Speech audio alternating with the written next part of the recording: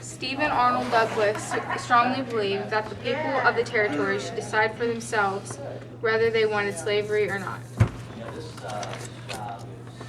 He thought that this was much more fair. He called this principle popular sovereignty, which meant the people would decide whether they want slavery or not inside their borders. Stephen Arnold Douglas was an anti-slavery believer. The Kansas and Nebraska Act was an act passed by Congress in 1854.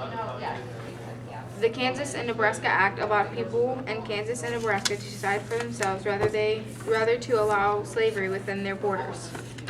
This act undid the Missouri Compromise of 1820, which didn't allow slavery in the North but still allowed slavery in the South.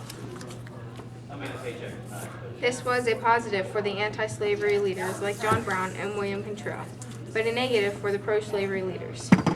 They wanted slavery to continue. John Brown was an anti-slavery leader. William Contrell was another anti-slavery leader who agreed with John Brown's belief that slavery needed to end. The anti-slavery army led by John Brown wiped out the pro-slavery troops and was very violent. This battle and other battles between the pro-slavery and anti-slavery settlers later became known as Bleeding Kansas. Bleeding Kansas and the Kansas and Nebraska Act became major parts of history that led up to the Civil War. In the end, when Kansas asked Congress for statehood as a free state, Congress agreed. Kansas and Nebraska both became free states in 1854 and were able to choose whether they wanted slavery or not, which was what John Brown, William Contrell, and Stephen Arnold Douglas were satisfied with.